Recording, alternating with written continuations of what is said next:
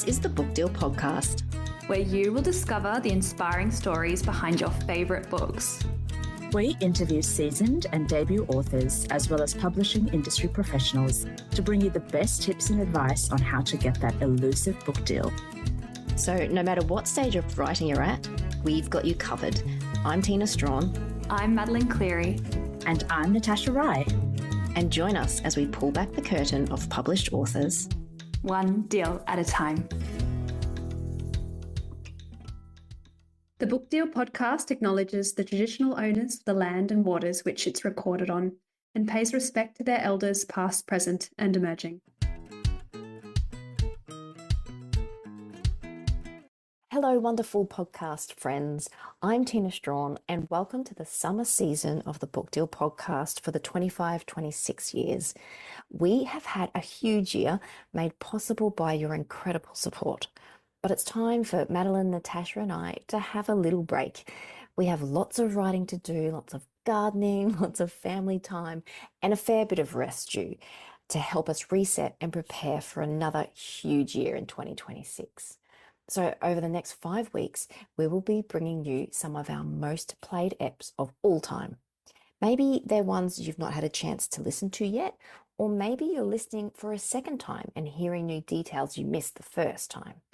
Either way, we hope you enjoy the eps and have a magical summer break or winter break for all of our Northern Hemisphere listeners. See you soon with new episodes of the Book Deal Podcast.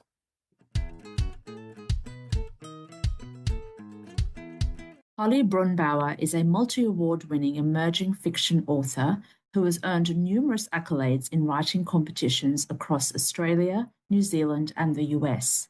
She writes stories filled with heart, humour, and hijinks. Her signature style includes a strong commercial voice, quirky cast, and putting the com in rom-com. Holly first caught the writing bug via blogging and later transitioned into copywriting. She's now a sought-after virtual assistant for published and aspiring authors. Based in rural Victoria, she spends her time with her husband, 2 rambunctious boys, and a cheeky pug, planning and building their off-grid country home. The outdoors is her happy place. Holly's debut novel, What Did I Miss?, is published by HarperCollins. This fresh and feisty romantic comedy explores what happens when you meet someone special before truly knowing yourself. Hi, Holly Brunnbauer. Welcome to the Book Deal Podcast. Thank you so much for having me, Natasha. It's great to have you. How are you today? I'm feeling really good, actually. I'm feeling nervous, excited. And so just for our listeners, so that they are aware in terms of timing, we're having this conversation literally a month to the day that your debut novel, What Did I Miss?, will be out. Yes, that's correct. It's coming out on the 2nd of July. That's right. So I really want to talk to you in a moment about how you're doing with that. But before we get to that, I think it will be really great if you could give us your elevator pitch. Fantastic. Okay, so What Did I Miss is a fresh and feisty rom-com about Michaela, who is newly divorced and almost 30 and ready to tick off her list all the things she missed out on in her 20s. Starting with a one-night stand. So she bangs a random guy from the bar, and as fate would have it, not so random, he reappears in her life, and suddenly she's fighting feelings she didn't sign up for. And even if she wanted to date him, which she doesn't, she can't because her auntie is bribing her to stay single until her birthday in order to inherit something that she doesn't necessarily want, but her ex-husband desperately does. And there is nothing Michaela would love more than to get back at him for the shitty thing he did that ended their marriage. So the question is, can Michaela stay single until her 30th birthday and tick off all the experiences she thought she missed out on? Or will she start a new decade with more regrets? Ah, love it. What a great pitch. Now, I have to admit, you sent me the novel, the manuscript, the novel, and I'd hoped to read some of it before we had our chat today, but it was so good that I read the entire thing. Oh, I found myself literally waiting in between work to go back to it to read. Now, having said all that, I'll just caveat it that my knowledge of rom-coms comes primarily from 80s and 90s Nora Ephron movies. I'm not a natural reader of rom-coms, not because I don't like them, just because, yeah, I don't know. I think I tend to watch them. So I was really interested in a couple of things that really struck me in your novel, which is about the trope that I've been used to, or the kind of usual storyline revolves around in heterosexual romances about the woman wanting to be with this man and the man really withholding. And I noticed that that was neatly flipped in What Did I Miss? Yeah, I'm just curious about that. Yeah, I would love to say, it was really intentional, but I guess in a way it is because, it's very sexy also for it to be flipped, for the man to fall first. Oh, yeah, I'll Yeah. get into that. But the other thing, I guess, was about Michaela in general. A lot of rom-coms, you would normally make the protagonist someone who's really likable and someone you'd want to be best friends with, and Michaela's not that. Yeah, she's prickly.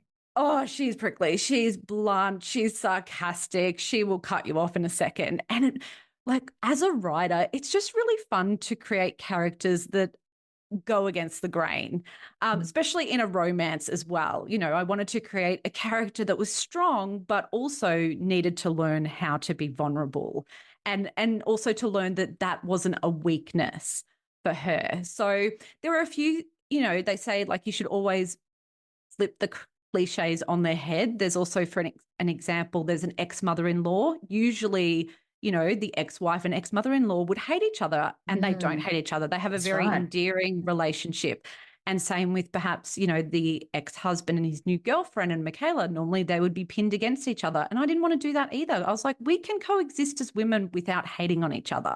So it was really important to me that there wasn't, that I wasn't leaning into those cliches and was creating something that felt a bit fresher in the rom-com space. And, you've totally nailed it. And I'm really curious, was that your starting point? Did your characters come to you first, or did you have an idea for this story that you wanted to tell? I think maybe perhaps the premise came to me first, in that one of my friends had married and divorced her high school sweetheart. And she was in her 30s and entering the adult dating world for the very first time. And I found that to be just such a fascinating situation. The last time she dated, she'd been 16. Now, yes, she was older, had more life experience, but she also didn't have that sort of foundational experience of where we all have to, perhaps kiss a few frogs and things like that. And I just sort of sat there and thought, wow, what a unique situation. I wonder what I would do if I was in that position. And I guess being me and perhaps watching too much Bridgerton at the time, I was like, I'd probably want to go out and have a one-night stand, just to see what it's like. And so the first chapter poured out of me. I just sat there and it just vomited onto the page, basically. And I was like, oh, but Michaela's voice came really strong. She's nothing like my friend. I have to just caveat that. My friend is lovely and very warm and friendly, but Michaela just had this bitiness, and I just was so drawn to her, being so unhinged sometimes. I felt like she kind of just wrote herself and I was going along for the ride. But then the idea of, so there is a list in this story. So she actually comes up with this list, a no regrets list. And, I thought after she had that experience, I was like, well, what other things would she want to try? And I messaged my friends, I just dropped up into the group chat, if you found yourself suddenly single, what new encounters would you want to try? And they just came back with the funniest answers, and a lot of them were just filthy. And I was like, oh, let me grab a pen. And I just wrote them all down and thought, how can I make this into a story? And, so I have to really thank my horny friends for that. I appreciated that. But not all of them end up being, sexually related activities. It does broaden out, but it was just a really fun place to start. And it was interesting to me because the group chat was going off. I could see it was something that was a conversation starter. And I thought, yeah, there's something here. I'm going to lean into this. So that's how it really got started. Yeah, I love that. And what you say about Michaela, she is a very strong character in that she feels so fully formed. And I have to say, as a reader, I didn't dislike her at all. I could Oh, actually thank you. see the vulnerability, and she's got a lot of insight, doesn't she? Because she does, without giving away too much, she does say a few times in the story that she's realized she comes from a family where they don't really talk about feelings, or they talk about, big things. Yeah. And that really came through. And what I really delighted in was that I could see these vulnerabilities in her, and I was really glad that this man that she's attracted to seemed to do the same, which I Yes. loved. Yeah.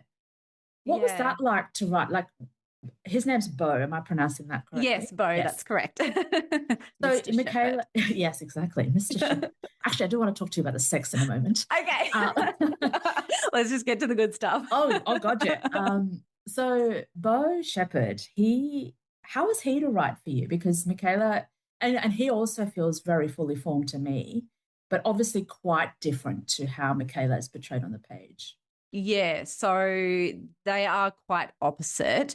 And sometimes, you have someone, you would pair them with someone who does challenge that person. And that's Bo's sort of role that he's playing, whether he was a love interest or not. He's constantly challenging her to look at her behavior and to really see, can she continue these habits? Are they actually serving her in the way that she thinks they are? With him, I wanted to put in a green flag man. Yes, I wanted someone so who is that. yeah, And hot. yeah, So hot. and of course hot. Like they've just got to be hot. Obviously, yeah. But I just wanted someone who had really firm boundaries and someone who could have a healthy conversation and address conflict head on, because I find, they often in books like this, they don't communicate and stuff like that. Yeah, and the where a lot of misunderstandings are really, I find sometimes just a bit silly. Like if someone just said one thing, it would just all be fine. Yeah. Yeah. And Michaela is very quick to always think the worst of people. So she does that quite often with him, because she is just, viewing everything through sort of, she says, like a broken glass, basically. But he's very quick to pull her, to He is. to pull her up on everything and call it out as well, call out her behavior. And I don't know what it was, but I just found that so hot. Like, even though I was writing it. It was like, okay, this is a good guy. And, like sometimes I think that romance novels are blueprints for men of how we want to be treated. Like these are the men that we, our book boyfriends, we call them.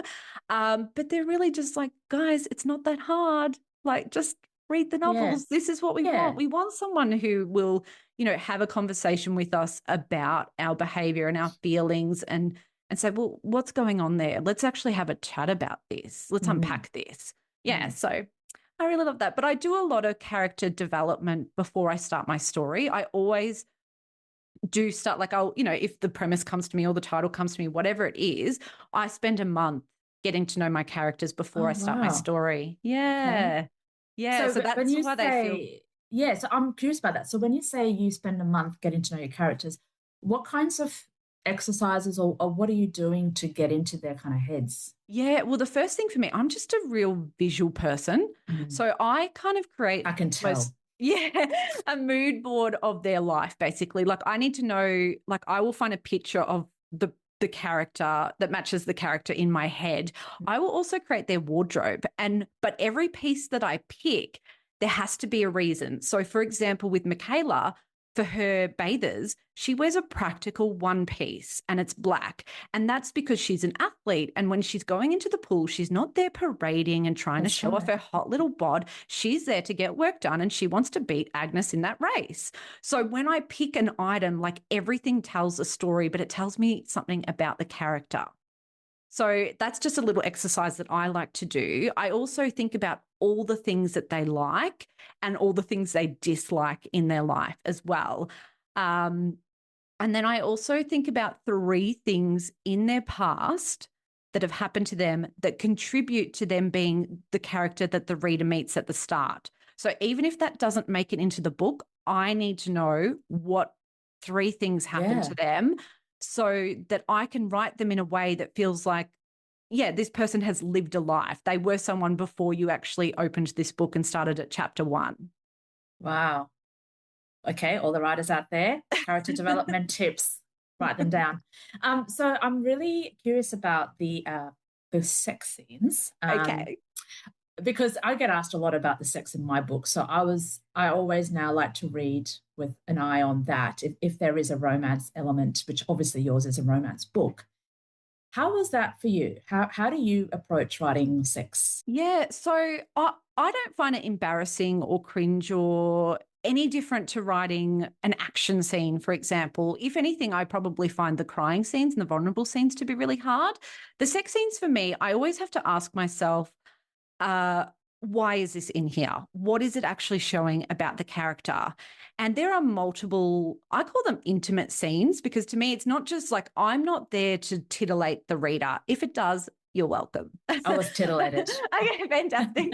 But, if you're not, that's okay. So, for example, with the very first time we actually see them on the page intimate compared to the last time, the first time is very rough and quick and dirty, and she's really trying to numb herself. So that's what it's trying to portray. So I'm using, verbs and trying to use the setting and the mood to create, that sort of feeling, compared to the last time when we see her, when she's gone through so much and changed so much as a character. It's very slow and sensual and freeing. And that is really to highlight, one, how her connection with Beau changes. It goes from a very physical to a very emotional relationship, but also how she is feeling about herself. So I was really intentional in those scenes to show those things evolving over time. And you just got to keep practicing at it when it comes to that sort of thing. I think there has to be a really strong connection there in order for sex scenes to feel really good when you're reading them. And you do have to, I guess, have a crush on at least one of the people in the story in order to be like, oh, yeah, I enjoy this. I enjoyed them a lot. Oh, thank you. And then swinging kind of to something that was quite different to the sex. So I'm not going to give any spoilers, but there are some quite, what's the right word, serious themes, I suppose, that you do write about in terms of something that's happened to Michaela or in her past, recent past. And that is obviously quite a different mood and tone to, the budding romance or the attraction she has for Beau. And what really struck me as a reader was that there is a beautiful way that you've done it, in that you kind of know something is coming, but it doesn't, I don't know, it doesn't take away from this person, and it doesn't overwhelm the reader. It didn't overwhelm me, but at the same time, it was such a beautiful, nuanced way for her to kind of face this thing. How is that for you to write? It was difficult. I had to really dig deep, but I felt it was important that if I was going to address a topic like that, and I'm sorry for everyone who, you haven't read the book. That's okay. We're going to, skirt around this will make sense once they read it and come back. Yeah. I felt that if I was going to address that topic, because it's not often brought up in rom-coms. No, it is not. No, it's not. So I was like, it's not going to be something that I'm just going to brush over and pretend it's not important. I was going to really go there. And I know I've had feedback from people that were like, I was expecting your book to be funny, which it is, but I was not expecting it to be deep. And I was like, I love that feedback. Like, I'm actually happy with that feedback, that people felt that it was addressed appropriately. And yeah, like I said, it was something, it is uncomfortable for me, because I'm sure with you, your characters feel real to you. And it's like, I'm making this horrible thing happen to this person that I care about. Yeah. And I just, I felt like I needed to dig deep with it, but I felt like it was also important for Michaela's character arc, in that, you needed to see she wasn't as tough as you thought she was. There was more to her. And I felt like it just gave her another layer that the reader could, perhaps relate to. For sure. And it's about, as you said, when you do your work around the characters' backstories and developing them, we also need to understand that her reaction is appropriate considering what she's experienced. It is completely her fears. Her experiences have directly contributed to how she's in the world right now.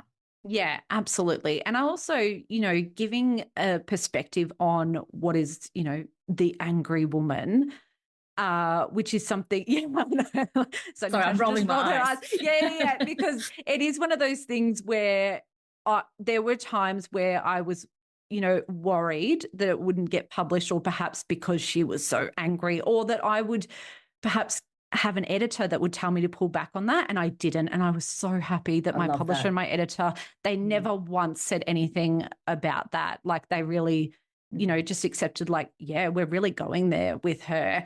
And there will be, like, I know there will be people who won't like that about her, but I was like, feminine rage is just something I really wanted to address. Maybe it's my rage and I projected it onto the page, but not at all. I mean, even if it is, like, it's valuable and we need to talk about it. Just on that point, I was at Words on the Waves yesterday, which is a festival in the Central Coast, New South Wales, and literally I was on a panel with Jessie Tu and Nikki Gemmell, and they talked about rage, and they talked about female rage specifically. Yes. And portraying it in all its forms through different stories. And, my character, Arch, in my book is very angry. And I've had people say, I nearly didn't finish it, or I nearly couldn't get into it because of her anger. And I'm like, so I find that really interesting as a response. Are we not allowed to be angry? Are we not allowed to be pissed off? But the difference too is what we do with that anger. I mean, we're not going around punching walls or, murdering people when we're angry. So I think it's a great topic to explore. And, I was happy to do it in a rom-com. No, and I'm really glad you did, because as you said, you don't often see that in that genre. And I, for one, as a reader, just really, really enjoyed that, because also to me, it felt so real, and it also felt obvious that, not that you need a reason to be, well, you sort of need a reason to be angry, but that kind of internalized rage, which is what we're talking about here, right? Like, yes, when the rage is turned inward, especially women, we do that a lot. Yes. Yeah. Anyway, but let's not get into that. That's for another podcast. But if we zoom out now a bit from your writing practice, which I do want to ask about in a bit, what was your publication journey like? So, tell me about that. Okay, so mine really starts with getting an agent first. So I signed up for the agent and editor assessments at the CYA conference. And that is, so it's not a pitching opportunity. It's where you submit your first chapter, your synopsis, and your bio to an agent or an editor that you've booked in with. They see that before they meet you. And then you've got 15 minutes with them where they give you feedback on that. And I booked in with my dream agent. I'd been writing her name in my journal for a year. And I thought, this will be a great opportunity to meet her, so that she could also put a face to the name. So when I do submit to her later, perhaps she'll remember me. There'll be some familiarity there. But can I just ask a quick question, Holly? At that point, how much of your manuscript had you written? So I'd written the first draft. Oh, okay. Got it. But this only happens once a year in July, so I didn't want to miss the opportunity. Yeah. And I also just wanted to ask her too, like, did she feel it had like commercial appeal? Were people were publishers interested in this thing? And also, did she think the first chapter was hooky enough? Like, would it compel her to keep reading? I wanted her professional opinion. And those are really, really good questions. Yeah. And so when we met, I kind of thought, look, so you can't record the session. You have to write down all their feedback. And I sort of like pen in hand ready, tell me what's wrong with it, I'll fix it, very eager. And then she sort of like said a few little things, but then she just sort of told me how much she really enjoyed it. And she was asking me lots of questions. And I was a bit like, what's going on? Why isn't she telling me all the things that are wrong?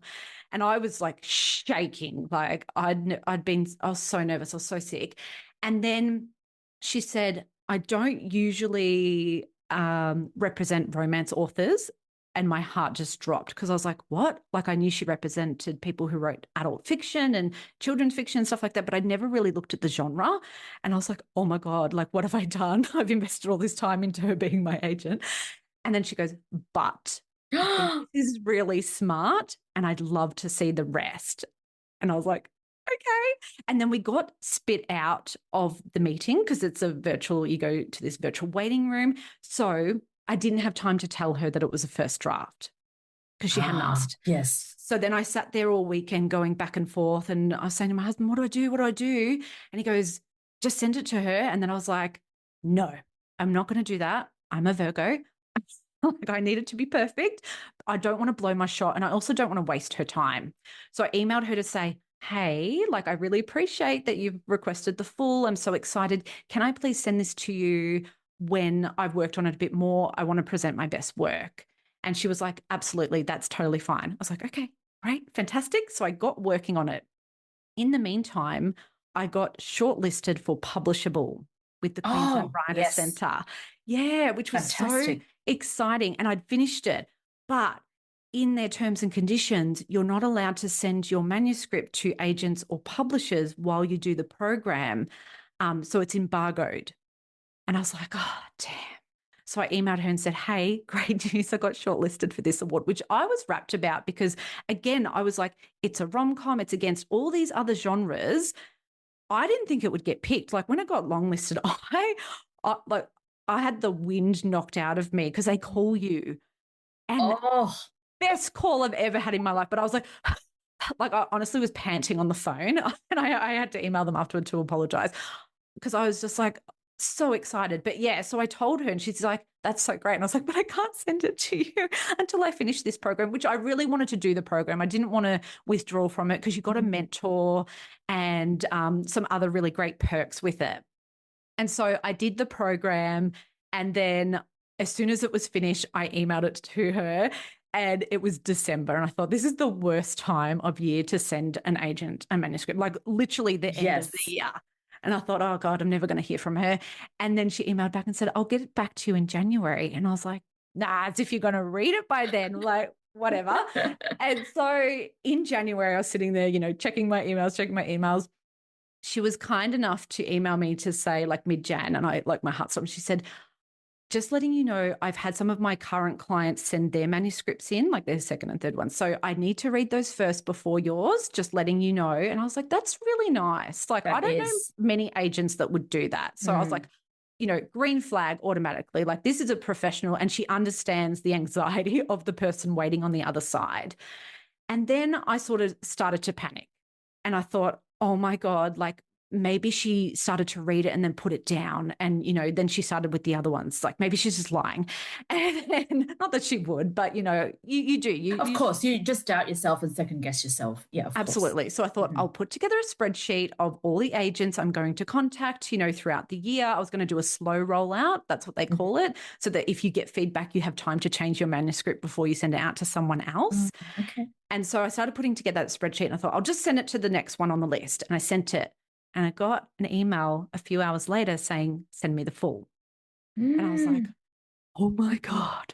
So I was like, okay, that's really exciting. But then a week later, in January, even though I wasn't expecting it, the email came through from the first agent. And I thought, oh my God, this is it. This is my first rejection. So I didn't even look at it. I just put my phone down. I went and made a cup of tea. Oh God, I can't believe you didn't look at it. I would have like, oh my God. Okay. No, I sat down at my desk with my tissues, ready to have my first, breakdown. And then I opened it, and it was like, I'm not officially back at work, but I've read it. I finished it. I loved it. I'd love to represent you, all this stuff. And that's your dream agent. My dream agent. And I was like bawling my eyes out. And you did need the tissues. I did need the tissues. So I was like, thank God they're there. And it was just amazing. And I was like, I can't believe this is happening. I had to read the email so many times. What a moment. Home. I was like, can you read this? Does this say what I think it says? He's like, yes, it does. And I was like, okay. So that was amazing. That was so good. And then when you have an agent, then they've got to put together a pitch package. And so she said to me, she actually does give editorial feedback if required, but she said, this is ready to go. We're going to send it out. And I was like, okay. And then I signed with her, and literally a few days later, it was out. She was sending it to the big five. And I was like, I'm not ready for this. And she's like, just hang in there. It's fine. Because you're not CC'd into those emails. That's right. Yes. Fantastic. Yes. Thank goodness. But she said, we'll, in about 4 to 6 weeks, I'll start to nudge if we don't hear anything, and we'll see how it goes. And, you think like waiting for the agent is bad, waiting for the publishers is 10 times worse. Because I didn't tell anyone I had a publisher. I was like, I'm not announcing this. I mean, that I had an agent. Yeah, because I was like, well, what if the publishers say no? Like, there's not many publishers in Australia. It's very That's likely. Right. Yes. Yeah. So I was keeping this all to myself besides my husband. Oh. And spiraling the whole time. I felt sick. And then one day I got an email from her, and it was like from HarperCollins, and which was my dream publisher. And I was like, oh my gosh. And it said, I love this. And she goes, I love that Michaela has a proper arc that's outside of the romance. It really sets itself, apart from other ones. And I was like, okay, that's great. And she said, is Holly available for a meeting? I'd like to take it to acquisitions. And I was like, is Holly available? Let me clear my schedule, HarperCollins. Available. And then, my agent's like, it's fine. Like, we'll have the meeting. She said, they're going to probably talk about the direction they want the book to go in, but they're really kind of sussing you out as well. So just act normal. I was like, I don't think I can. But it is the most amazing meeting you've ever had in your life. Having a publisher sit there and talk to you about your book for like 45 minutes and just tell you everything that they love about it, and also have this vision of where it could go even further. So she had ideas about things, and they were all things that I was like, yes, I'm creatively excited, because I went to that meeting going, okay, what if she wants to change this? What if she wants to change that? Da, da, da, da, da. And I was like, the only thing, which is the spoiler thing that we talk about, I was like, if they want to change that, if they wanted to pull that out, no, I think I'd actually have enough integrity to not pull that particular thing out of the book. And thank goodness they didn't say that. Hi, this is Sam Guthrie. I'm the author of The Peak, which is being released on the 2nd of July by HarperCollins. And it's such a privilege to be on the podcast to tell you a bit about my novel. The Peak is an international thriller. It's set in Hong Kong, Shanghai, Beijing, and Canberra. And at its heart, it's about a love triangle that takes place during the 1997 handover of Hong Kong from the UK to the People's Republic of China. Two young men, Sebastian and Charlie, travel to Hong Kong, where they fall in love with a young Chinese woman, Chloe. Their love will test Sebastian and Charlie's friendship and loyalty, and ultimately results in a betrayal that haunts all three of them for the rest of their lives. But the book begins some 30 years after that. Sebastian is now a senator, Charlie's his chief of staff. Sebastian receives a mysterious 3-word message from Chloe's father and then commits an unspeakable act in Parliament House. In trying to make sense of his friend's actions, Charlie now must return through his memories of what happened during their time together in Hong Kong, discovering the horrendous truth of how a love affair can lead to the end of the world. This is a book I was inspired to write based on my 25 years of working in global affairs, including as a diplomat in Hong Kong at the Hong Kong Consulate. It's for people who love political thrillers like John le Carré and Robert Harris, and I'm so glad to have had the opportunity to tell you about it. I really hope you get a chance to read it and enjoy it. Thanks.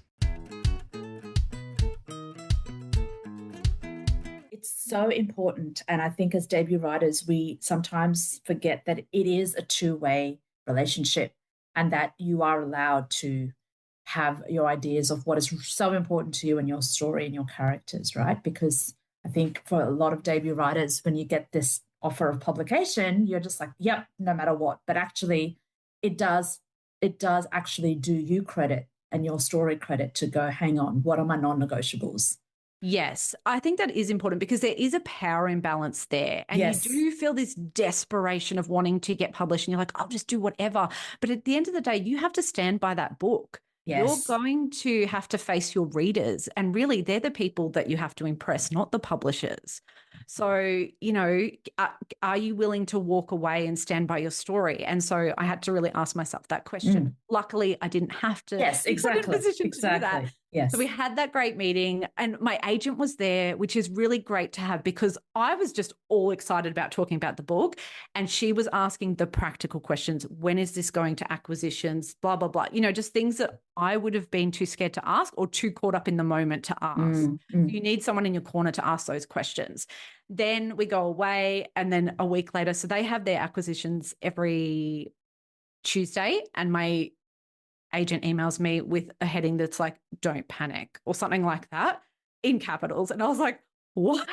Don't send me an email like that. And I automatically panic. And she just says they didn't have time to get the pitch to the group because she was out of the office for a few days. It'll go to the next meeting. And I was like, oh my God, I can't wait. Like my stomach was in knots. I couldn't do anything else. Finally, we get to Tuesday. I hear nothing. And I was like, well, that's a bad sign because surely they skip out of that meeting and call you immediately. No. And then we get to the Wednesday and I thought nothing overnight. What's happening? I'm too scared to contact my agent. And then I get a text from her and it says, are you available to chat? Like, I'll give you a call. And I was like, oh, she never calls. She never calls. It's bad news. It's obviously bad news. Why else? She wants to break the news to me. And I was like, I'd prefer an email, to be honest, so I can just cry in peace. And then I say now. I think I literally just wrote now.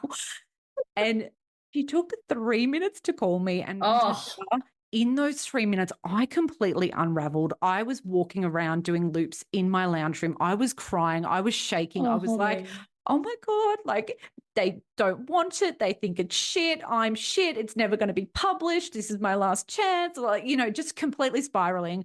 Phone rings. I'm like, pull yourself together, woman. Do not cry in front of your agent. And so I'm sort of like answering. I'm like, hello. And she goes, hi, Holly. And I think, oh, that's so mean. Why is she so perky when she's about to crush my soul? And then she goes, congratulations. And then I was like, I just heard nothing after that. Like we were on the phone for 40 minutes and I completely blanked. I was like, oh my God, that's so amazing. And so I get off the phone with her. 20 minutes later, I get another call saying I'd been shortlisted for another award. Oh my God, Holly. The Hawkeye Manuscript Developmental Prize, which was amazing. And then the next day, I get another call saying I'd been shortlisted for Adaptable, which is where you go to Brisbane and pitch your manuscript, which was at that time an unpublished manuscript, to screen professionals. And this all happened within 24 hours and all phone calls, which was like just a glut of good news. It was, but the weird thing was, Natasha, so one, I couldn't tell anyone about shortlistings, couldn't tell them about the book deal. And two, you would think like you would go out to dinner or you'd buy some, really expensive champagne or something like that. I had a 3-hour nap. The next day, I just sat there at my desk. My eyes were so heavy, I couldn't do any work. And I thought, I'll just lay down for a second. And 3 hours later, I woke up. I was drained and exhausted and just like all the adrenaline had run out of my body. For sure. Yeah. Like I needed to reboot or something. It was such a weird feeling because I wasn't expecting that. I was expecting oh, wow, let's celebrate. Let's go out to dinner and stuff. And I was like, I'm just tired. And so not what I thought I would feel in that moment. Yeah. So what did you have to do with those two competitions? So one of them I had to withdraw from because you couldn't have a book deal if, like, I could be shortlisted, which was great, but you couldn't have a book deal in place. Okay. So I withdrew from that one. And the other one, Adaptable, I could still be in it because you could be a published or unpublished manuscript. They accept both, right. Okay. which was so good. And I also then applied for a regional arts grant and they funded my trip to Brisbane. Amazing. And so if anyone lives regionally, or even if you don't, your council might have things like that for professional development. And I thought, I mean, even if I had to sell pictures of my feet to get there, I was going to get there, Natasha. So I just, but then I saw that they had this grant and it's like a 50-page long document. I thought surely people give up after page 20, but I'm going to finish this. And then I got the grant. So I was like, I'm going to Brizzy. And how was that experience, the Adaptable pitching? It was amazing. It was a really great experience. Like nothing's come of it. There's no adaptation. I'll just give full, disclosure of that. But I didn't care. Like it was the first time I got to hang out with published authors and I was going to be one. Yes. And they were people that I admired and stuff. And I hadn't told anyone at that stage that I was going to be published, but I was like, guess what, guys? I've got a book deal. And so that felt really great. And they sort of, it was almost like they embraced me and they brought me in and they just told me all the things that I was about to face. And I really loved that. Like, I thought that was really nice. It was almost like an initiation type thing, just welcoming me sort of to the side of publishing. And now I was going to see the next phase. The pitching was great. Like, you do your first one, and then by the time you get to your fifth, like, you're just rattling it off, and the nerves are gone. So yeah. Well, just what an amazing few days of complete recognition and acknowledgement, and just that kind of evidence that your work was just such high quality. I mean, you got a book deal, which is the ultimate goal, right? Yeah, I know, but it is weird when you do get a book deal. You think you will feel validated. And what I felt, though, a lot of the time was scared. I constantly, like, even once I had my book deal and I wasn't allowed to tell anyone, I thought, I'll announce that I have an agent because at least, I do have a book deal. So that's fine. And I put together my newsletter. I put together my social media announcement. And then I panicked and I emailed my agent and said, can they pull back the book deal? Like, could that happen? And she's like, well, they can always pull back. Like, there's things in there for different reasons. But Holly, like, it's fine. It's not going to, she always talks me off a ledge. I think she's used to me now. And still I was like, I'm not hitting send on that newsletter. And I did not tell anyone until I announced the book deal because I was in this constant worry that it was going to be taken away. Yeah. So now it felt like this thing that I wanted so bad, but it also felt like this thing that could just disappear at any moment. And I was constantly on eggshells, worried that I would put a step wrong. And that's what I'm talking again about, that power imbalance that you do constantly feel scared, especially at the start. Now I'm fine to email my publisher. We have a great old chat. But at the start, it would take me an hour to, like, even just write back a sentence to her because I would overthink everything, like, well, how am I wording this and how is it coming across? And what if she doesn't like me? And what if she says, oh no, we found a better rom-com? I was just constantly having those thoughts. Yeah. God, it's such a nerve-wracking time. So then in terms of timing for you, Holly, what are we talking, like, from when you wrote that first draft to pitching to your agent to getting that contract signed? Yeah. So I took a month to plan my story. I did 3 months to do my first draft. God, that's fast. I'm a fast first draft writer. Then I took a month off, but also as I was writing that first draft, I have beta readers reading it hot off the press. Oh, okay. Yeah. So I get, like, real-time feedback as well, which really helps, especially if I ask a question like, what do you think will happen next? And then they'll say something and I'll go, I'm not going to do that. I'm going to change it, actually. I'm going to do something they don't expect. So I love that feedback. And then so I take a month off. Then I did my second draft and that took me 3 months. And then I took that to 3 other different beta readers because now I need fresh eyes. And then again, took a month off. And then I did the third draft in a month. Okay. And then at that point for me, I was like, I'm ready to send it to the agent. But then I, got the award. So then I couldn't at that stage. That's so right. that's right. So then I just wrote something else. I just wrote a new story while I was waiting. Yeah. So about 18 months between writing that first kind of idea, that development, and then having to wait and then going into HarperCollins. Yeah. So the waiting time, I guess, oh God, it's sort of hard. I know it's a while ago. I'm just trying to get a sense of it, just so people can understand that. Yeah. Well, the idea probably came to me. The first idea came to me in 2022. And then I didn't start planning it until the end of that year. And then so I wrote it in 2023. That was the year I was working on it. And then I got my agent at the start of 2024. Yep. And then, got the HarperCollins deal not long after. Yeah. And then it's not coming out until July 2025. So July. And so long. So I think it was March that I got the book deal. And March 2024, and now it's coming out July 2025. No, so long. And I remember when they said that, I was like, oh my God, I will have written like 2 books by then. What are you doing to me? I could not believe the length of time. And it's such a long time. I think it's almost sickening, the length of time, because you're in this constant state of stress, prolonged stress. Mm. And in terms of structural edits and all of that process, how was that generally? Was it okay? Was it stressful? Yeah. I think the anticipation of them was more stressful than when I got it. When I got it, I was like, this is my jam. This is my element. I cannot control anything else except for the writing. And this is what I'm here for. Like Yes. this is my, my zone of genius. I loved it. And I actually loved working with an editor. I learned so much. Like, I think they forget sometimes that we are like, well, maybe you're not, but I'm an amateur writer. Like, I don't have other experience. There's no professional experience there besides writing courses.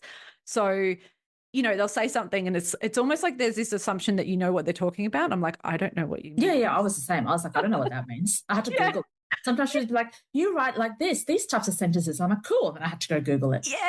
Yeah, you don't know what all the lingo is. And so I really loved it. Like, I felt like I was learning, and I loved the copy edit. That was probably my favorite. And even my agent, I kept saying to her, I don't know what a copy edit is. Like, what is it? Can you explain it? And she sort of explained it to me. And she goes, don't worry, Holly, you actually really love it. And I was like, when I got it, I knew what she meant, because I love rules and I'm very finicky and I love detail. So when I saw, like, most people would see like, oh, there's 8,000 changes you need to address. I was like, okay, cool. I had it done in like 3 days. Nice. It was fine. Like, I loved it. Awesome. I'm so pleased for you. That sounds like, I know you said you were stressed, but it sounds like such a dream, especially to have all those other shortlistings come through at the same time. But one of the other things you mentioned was your newsletter and getting social media ready. Now, you're a social media, like, I think you're a social media queen, because not only because you're amazing at it, but I am spectacularly bad at it. And that's actually part of your day job as well. Like, you are a virtual assistant and you work with other writers. In fact, you're going to be working with me next month to help me with my website. Is that always been something you've been interested in, or how did you get into that line of work? Yeah. So when it comes to, I guess, like technology and things like that, I used to be a teacher, and then I moved into what used to be called e-learning, which is online course creation. But there was no courses back there to teach you how to do that. It was just a skill that I had picked up because I was interested in technology, and I love to pick at things and learn things. And I love to learn things myself and tinker. And when I was doing that, I actually became a blogger, but a professional blogger, in that I monetized my skill. But I had to teach myself everything. I had to teach myself how to put together a website. I had to teach myself how to build a community, how to send a newsletter, how to do social media. And when I was doing all that, I would have all these requests come in from people saying, I really like your voice. Can you write something for me? And I didn't know what they were talking about. I was like, what do you mean? Just write how you speak. Like, what? What's his voice business? Yeah.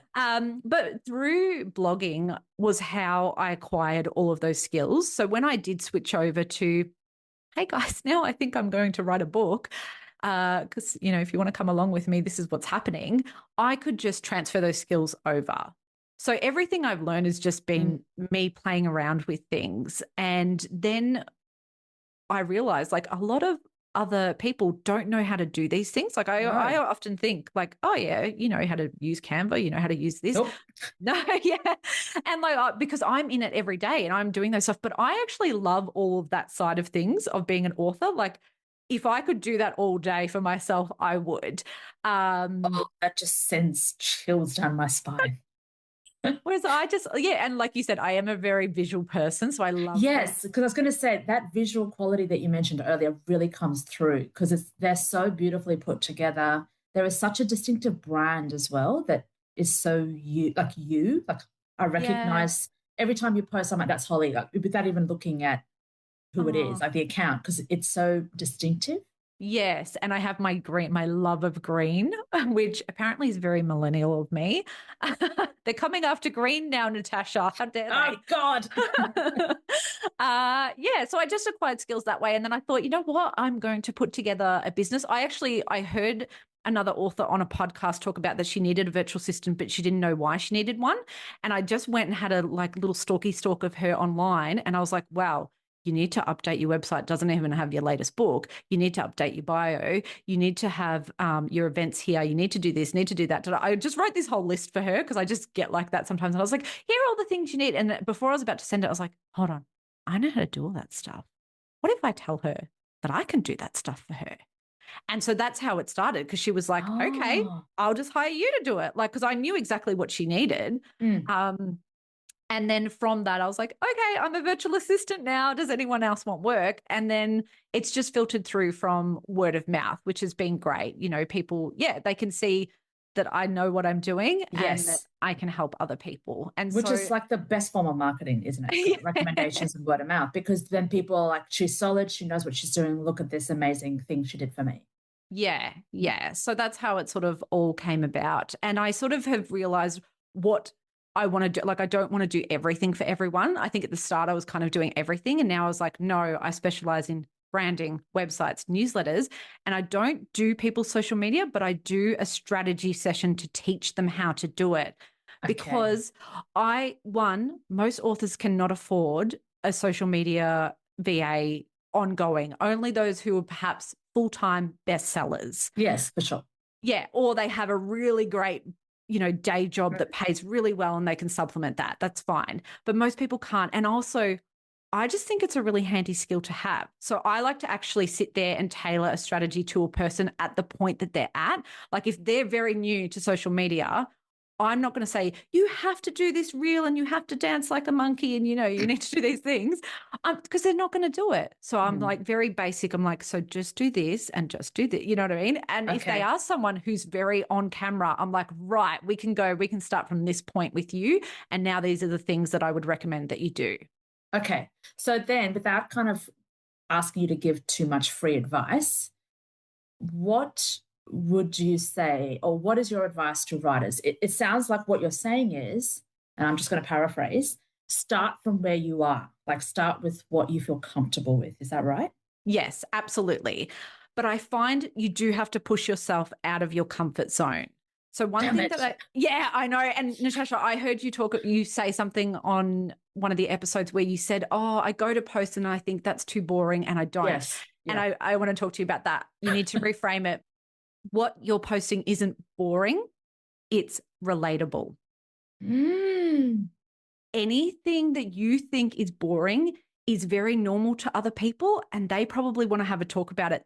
Because if you're just posting the big, exciting things and I'm at this festival and I'm doing that, the other people can't relate. Like, yeah, they'll be like, that's cool. Natasha's doing really cool things, but they can't really have a conversation with you about that. And so I'll give you an example. 2 times in my life when I've had the most DMs that I've ever had in my life was one when I announced my book deal. Fantastic, amazing, great. Thank you, people. The other time was when I talked about how I made mee goreng noodles and how my cousin makes mee goreng noodles. I just jumped on my stories one day. I don't know why. I was just like, oh, I didn't realize people made them a different way. My DMs like blew up. It took me a week to get through it. People wanted to tell me how they make their mee goreng noodles and which way they thought was the proper way. And people who never comment, you know how people lurk, which I lurk too. Yeah. People who never have a chat all of a sudden just jumped in and wanted to have a conversation. And you might be thinking, Holly, but how does that relate to book sales? And the way it relates is that you're connecting with people. You're not always selling with them. You don't need more followers. You need a stronger connection with the ones that you already have. So you need to talk to them about things they want to talk about. And apparently noodles is something people want to talk about. Yeah. But the other thing to remember is that people buy from people that they like. And I'm not saying you have to be a likable person, but what I mean is you have to have a like-mindedness with people. So there has to be something there that they gravitate towards that isn't just your book. Because you're only, your book's out for a very small period of time. You can't just go back into your writing cave and not be on social media and front up and be like, hey guys, sorry I haven't been here for a while, but now I have a book out, because then that's transactional. Yeah. You haven't put in the effort. You haven't, you're just there to sell to someone and they're going to sense that immediately. You have to have these ongoing relationships. And then when it does come time when your book's out, people are so excited for you. They want to support you, whether they buy it or not. They might share it. They might recommend it to a friend, but you are someone that they feel is their friend and is like them. So that's one of my top tips. Okay. I feel like you've just blown my mind in 100 different ways. I've got more. See, because I never, I knew it theoretically that you can use social media to connect with people, but I guess because I don't necessarily always connect with people like that, I just had assumed that the type of people who might connect with me wouldn't, but that is obviously not true. Yeah. Yeah. Mm. I'm going to give an example of not talking about your book and how, you can still talk about topics and themes. Kylie Orr, who I think has been on this podcast before, she is a great example of social media and her newsletter because she talks about things that so she has a newsletter called If I'm Honest, and she talks about things that outrage her, and they always have a feminist spin, and she's, really dismantling the patriarchy and stuff like that. And so she's talking about something not about her book, but when you read her book that they're going to have themes like that in there. Mm-hmm. So she's just talking about things that are on topic, especially for women, because that's her target reader. Yes. Yeah. You know what I mean? And so I know, I honestly love her newsletter. I will make a cup of tea, I will sit down and I will read it. But I also know whenever I front up to her, I will stop my scroll because I know I'm going to learn something or I'm going to be provoked in some way. And I just, I think that's a really clever way of making sure she's always there. People know who she is. She gets asked a lot to host, interview people for events and things like that. And the reason that is because when her book's not out, she doesn't go and hide. She's still on camera. You see her speak. You can tell she's a great speaker. She's very funny. She's very witty. So she's front of mind. And then when she goes and does those events, her book is there at those bookstores when she's interviewing people. So she's making sales.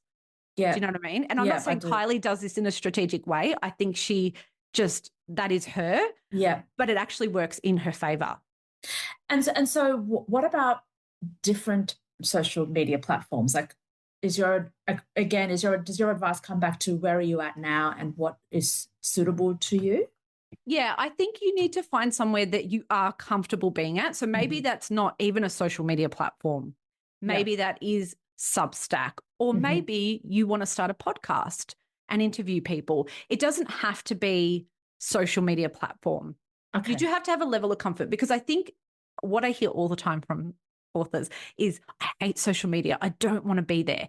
Now, just think about that. If someone rocked up to a party and they said, I don't want to be at this party, and they stood in the corner and they folded their arms. Do you think anyone's going to want to sit with that person or approach them? Yeah, no. Yeah. So you're bringing that energy to social media if that's how you feel about it. And I honestly, even if your publisher says you should be on social media, I disagree. I think you should be somewhere you feel comfortable, because if you're bringing that vibe, it's not going to work anyway. Yes. Yeah. That's so true.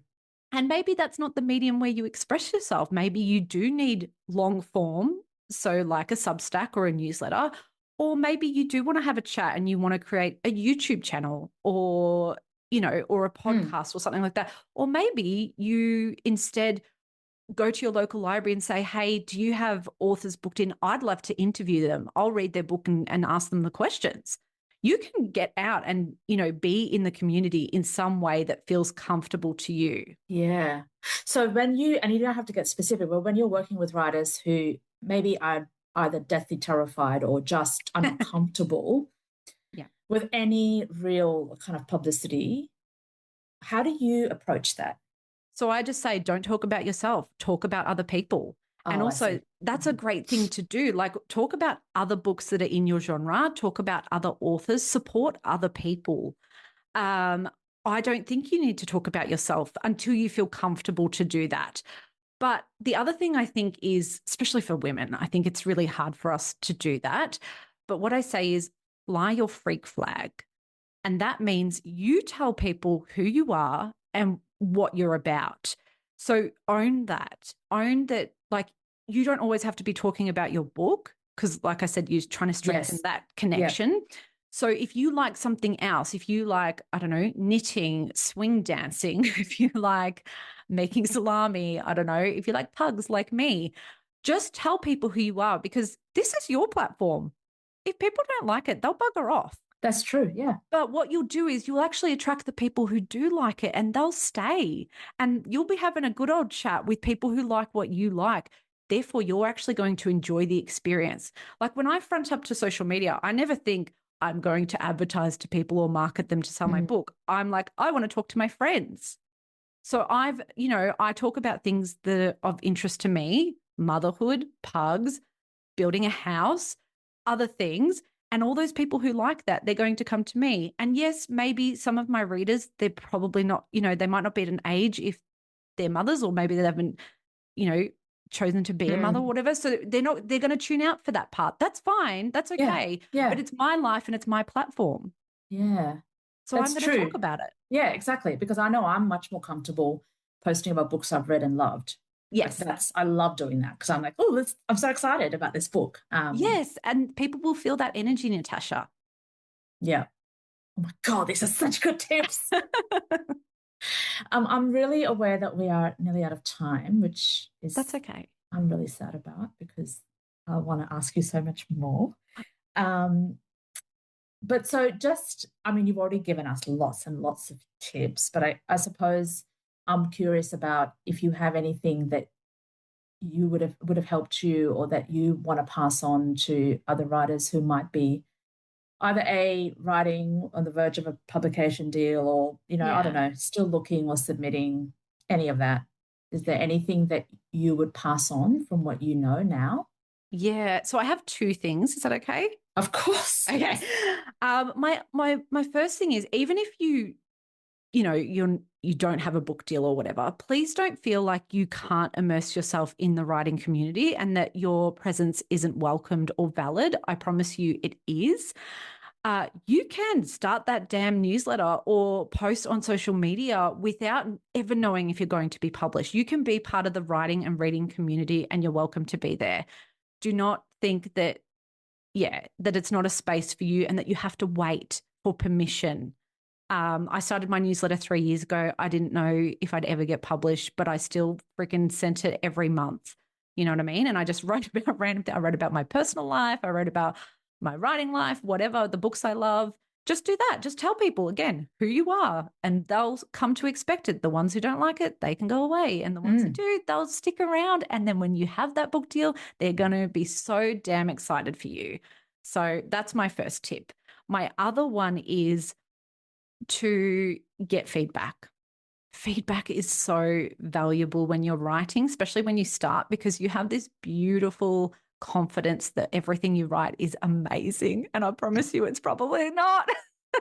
It probably is. Maybe yours is. Mine definitely wasn't. Like what I was writing, oh my God, I cringed so bad. But you need that feedback because you do have a confidence that you don't have later on, unfortunately, when you second guess yourself about everything. But you'll just learn a lot. But get feedback from a professional, like a course, do the Australian Writer Centre, so that you're getting feedback that's not in a, some people can be very blunt and they're not really aware of your feelings, whereas people who give feedback all the time, they're really used to like giving you, telling you the things you're doing well as well. You actually need to hear that. You need to be like, these are your strengths. So then you know to lean into them. But also here's some things you might not be aware of, and here's how you can fix them. You need feedback like that. So that would be my other thing. Don't send something off that's never seen the eyes of another professional, even if it's like, do not send it, like, I'm not talking about your friend or your partner or something like that. Someone who's not going to blow smoke up your, we know what, yes. Yeah. No, that is excellent advice because I think a lot of people get such glowing feedback maybe from family and friends and think, okay, this is great, but that is excellent advice. Actually, you've given us so much, so I'm really grateful for your generosity. Oh, thank you, Natasha. I've had such a blast talking to you, Holly. Thank you again for coming on. And for the listeners out there, What Did I Miss is out on the 2nd of July. So it will be out by the time this episode airs. So read it, and then you can come back and listen to what we're talking about. Thanks, Fantastic. Holly. Thank you so much. Bye. Thank you for listening to the Book Deal podcast. We're able to bring you these weekly writerly chats because of our amazing patrons.